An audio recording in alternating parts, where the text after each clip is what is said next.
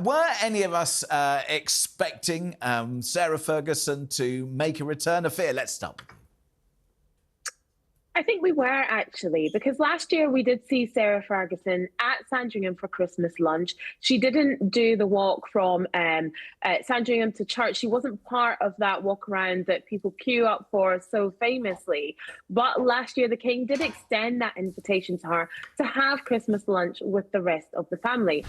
And, you know, Sarah Ferguson hasn't been, quote unquote, welcome at Christmas at Sandringham because of the whole toe-sucking scandal that occurred 32 years ago. And Prince Philip put his foot down and said after that she wasn't invited. And of course, Prince Philip passed away in 2021, and we had the death of the Queen last year. And that's when King Charles III took it upon himself to say, time for a fresh start, and the Duchess of York is welcome at Sandringham. So she was there for Christmas last year, and it was great to see her join the family for church and obviously off to Christmas lunch at Sandringham on Christmas Day. She's had a tough year, a breast cancer diagnosis, recovering at Royal Lodge, and it was great to see her with the family and of course looking well. And she posted on social media that she was feeling really grateful and was looking forward to celebrating the holiday season. So, Ed, what does this tell us about either the royal family or perhaps the acceptance that you can be thrown out, but there is a way back?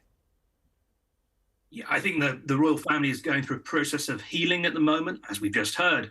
We also know that it's been Queen Camilla's ambition for some time to try and reintegrate Sarah Ferguson back into the royal fold. She is close to Sarah Ferguson. So I think behind the scenes, clearly Camilla is flexing her muscles. I think this is less about Sarah Ferguson and Prince Andrew in the short term, and potentially more about their daughters, Princesses Beatrice and Eugenie. One day it might be the case that the King wants them to play a fuller role as working members of the royal family.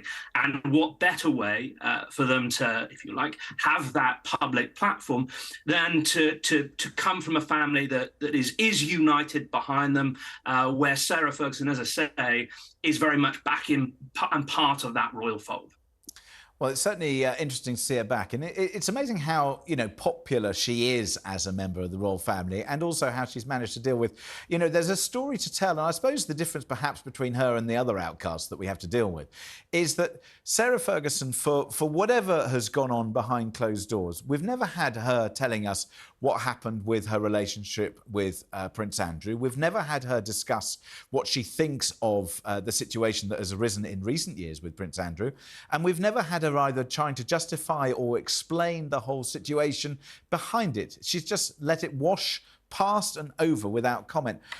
Afua, is that perhaps a lesson to Harry and Meghan, that maybe a tell-all is not the way to do it, even if it does bring you huge amounts of cash? The thing with the Duchess of York and Sarah Ferguson is she is hugely loyal still to Prince Andrew to this day. And, you know, she has done so many other things. She has her podcast, she's written books, she's been ambassadors for different brands. She's always been about doing things her own way. She's definitely gone out and done that. And you're absolutely right in saying when questioned about her relationship with Prince Andrew, we know that she is fiercely loyal, but she absolutely will not discuss it. And I think especially with something like the allegations against Prince Andrew, which he has always denied, there's certain legal ramifications there for her to be talking about those things in public.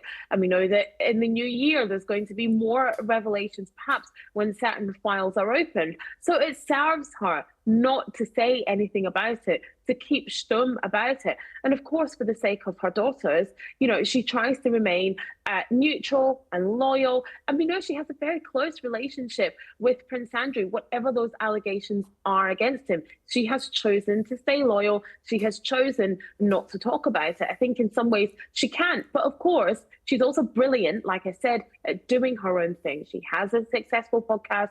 She's written books. You know, she's very popular. People really, really do take to her. And like I said, she's great at doing her own thing. She certainly is great at doing her own thing, and I think it's very welcome to have somebody who's as open and honest about whether it's health issues or indeed anything else as she has been, because it shows that she is prepared to talk and share where she thinks it's appropriate and not where she doesn't. Ed, look, I guess we look at the royal family now. King Charles is clearly having to shape the royal family in a way that we haven't seen in any of our lifetimes, because it was previously under the guise of the late Queen. And he's trying to perhaps set it up for the next generations. How's he doing so far? Well, the first year was pretty successful. No major changes, no major modernising strategy yet announced. And yet at the same time, we clearly see a king who is flexing his muscles behind the scenes. He's clearly his own man.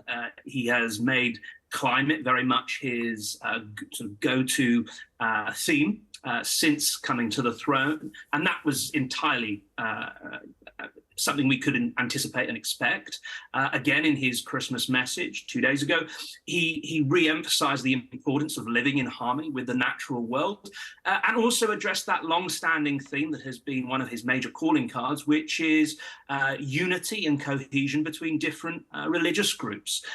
So I think so far, a steady start to this new reign, no dramatic transformations. I'm hoping that next year, 2024, will be the year when he sets out more clearly how he's going to bring the monarchy into the 21st century, how he's going to transform the relationship with the public. For example, in relation to the palaces, what's he going to do with all those palaces and royal homes? You know, many of them are completely empty at the moment, essentially costing the taxpayer money. I think it's time we got to know what the future of this institution and all of those properties looks like. Well, I think it certainly is. A few weeks ago, I was, whether it's fortunate or otherwise, went to Sandringham to go and have a look at their light display that they put on in order to get us members of the public in, not only to there, but to the shop as well, to buy many things, where it's full with all sorts of royal tut. And I suppose, look, part of the offer is trying to encourage us to use those royal palaces to make them work for themselves. I myself found the speech, and I know it was the best watched thing on Christmas telly and all that sort of stuff in terms of viewing figures, a bit dull.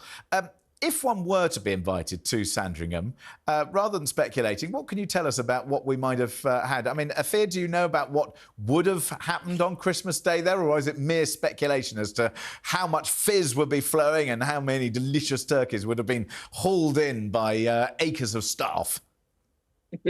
Acres of staff, indeed. Well, we know the royal family exchanged Christmas presents with the German tradition, so they do that on Christmas Eve, and on Christmas Day, of course, they have a big Christmas lunch, and they do actually give staff the day off, so everybody is kind of serving themselves and helping themselves to that buffet and to the acres of fizz, as you say. And those details were actually relayed by Prince Harry in Spare, so giving us a bit of an insight into what happens on Christmas Day there in Sandringham. But you're absolutely right. You know, what to do with the royal palaces is going to be a huge question as we go into 2024. There's a question of Balmoral. Will that be turned perhaps into a museum, which could be a permanent tribute to Queen Elizabeth II? We know it was her favourite of the royal palaces, in somewhere where she felt really at peace. That could be a brilliant fitting tribute. And also, what is going to be the permanent memorial and the permanent tribute to Queen Elizabeth II? These are all things that can be and will be addressed in the next couple of years. But I also think, you know, in terms of big modernisation of the royal family, I don't actually think that is King Charles III's remit. I think he's kind of our caretaker king at the moment. He came in came to the throne, ascended to the throne at a time where the UK was, and perhaps still is, in deep political turmoil. You know, 10 Downing Street was like a revolving door with the amount of prime ministers were going in and out. And the monarchy likes to serve or wants to be seen as this steady hand. And that's what King Charles III is going to try to be. In terms of modernising the monarchy and taking it forward into the next decades, that's going to be the job of King William. And so I think we're going to have King Charles III as this kind of caretaker king, this steady hand, this steady ship, and setting us up for maybe a new version, a reboot of the monarchy and the royal family moving forward into the next decades under the guise of King William. who only knows what that King William generation is called, because we know that the Charles era is the Carillion. I dread to think what William will turn into, but that could be a whole subject for another debate and or guffawing behind the scenes. But Ed, just finally to you, let's just take a look ahead to 2024. What can we expect from the royal family? What's their job now? Well, clearly this has been an interesting year. The relationship, I think, between Harry and Meghan has soured further. I don't anticipate any sort of significant reconciliation there. I also think this is, as we've been discussing, it is a year that is going to be filled with big political events, big elections on both sides of the Atlantic and around the world more generally. And to take your other speaker's point, so far King Charles has been the king of continuity.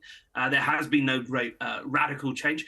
I think as I've made the point already in this interview, it would be interesting to see something more dramatic. We know that the Houses of Parliament is currently collapsing in on itself. It's in a terrible state of disrepair. The last time we had a William on the throne, William IV, the Houses of Parliament, the Palace of Westminster, burnt down, and the then King William IV, offered up Buckingham Palace as a replacement Parliament for British politicians. Now, given the current state of the House of Commons, House of Lords, why not turn Buckingham Palace into a temporary parliament? Do something that's really interesting, that's going to grab the headlines, that's going to show that he is moving this institution into the 21st century, that he is conscious of costs. I think the King has made a good, strong, steady start, but I would like to see a greater sense of change, given the fact that he could be on the throne for as long as 20 years, maybe longer. So I think it's time for that royal reboot now. The royal reboot. Well, we will wait and see whether that happens. Thank you very